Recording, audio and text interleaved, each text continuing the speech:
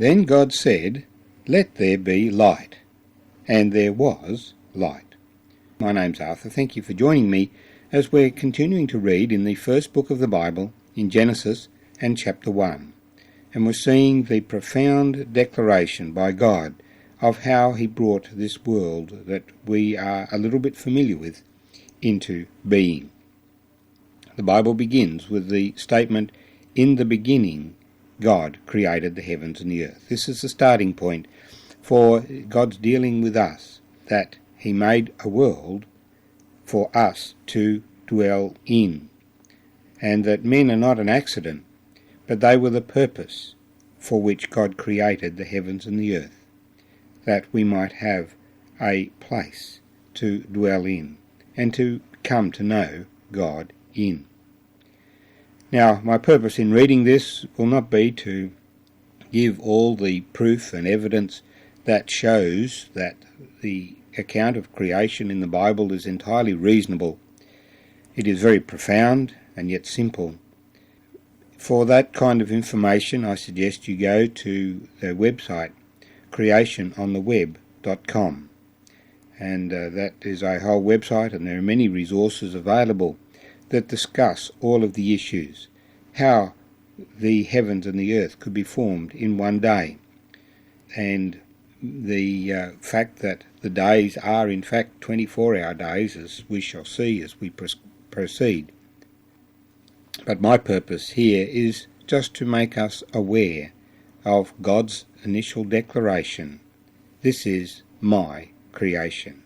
I did it, and when I did it, it was good.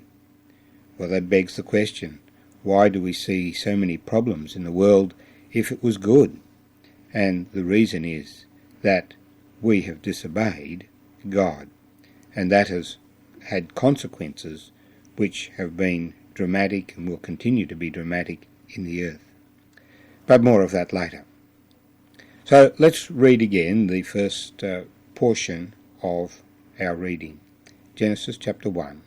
In the beginning, God created the heavens and the earth. The earth was without form and void, and darkness was on the face of the deep. And the Spirit of God was hovering over the face of the waters. Then God said, "Let there be light." And there was light. And God saw the light that it was good, and God divided the light from the darkness. God called the light day, and the darkness he called night. So the evening and the morning were the first day. Then God said, "Let there be a firmament in the midst of the waters, let it divide the waters from the waters." Thus God made the firmament, and divided the waters that were under the firmament from the waters that were above the firmament. And it was so. And God called the firmament heaven. So evening and morning were the second day. And God said, "Let the waters under the heavens be gathered together into one place, and let the dry land appear." And it was so. And God called the dry land earth, and the gathering together of the waters he called seas. And God saw that it was good. And God said, "Let the earth bring forth grass, the herb that yields seed, and the fruit tree that yields fruit according to its kind, whose seed is in itself in the earth." And it was so.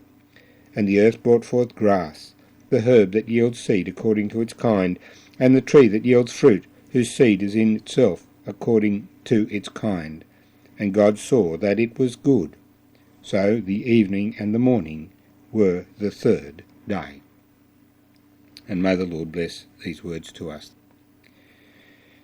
Now, in these first 3 days, we have initially the creation of the world, and then we have 4 statements by God over these 3 days. First day, God said, "Let there be light." The second day, "Let there be a firmament in the midst of the waters." So we had a separation of the earth from the heavens, and the waters in the earth separated by a space, by an atmosphere, from waters that were above the earth. The space above the earth was called heaven. And then the third day, God has 2 statements. First of all, he separates the earth into land and sea, the earth brings forth plants whose seeds are in the ground. So plants begin to grow in the earth on this third day. And as God sees plants beginning to grow, he sees that what he has done is good. Now, there is obviously a lot of detail that God is glossing over here because he's giving us the main outline.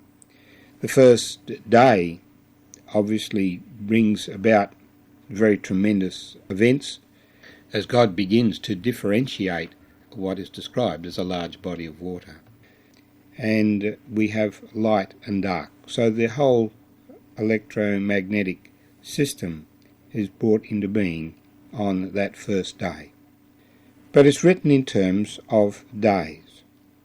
And we conclude by the end of the account that these days are natural days of 24 hours.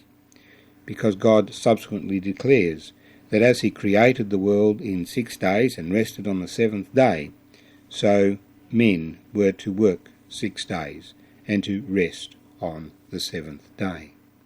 And it's the same word day, the same concept of day. And the description here is day 1, day 2, day 3, so that they are an ordered sequence. It's not a vague period of time, but a specific period of time. And the day, of course, involves the evening and the morning. It's specifically stated for each one. We have the evening and the morning. So the day is divided into 2 halves, as we are familiar with. And that is possible because it began in darkness and then light was formed, and then for each day after that there was the evening and the morning.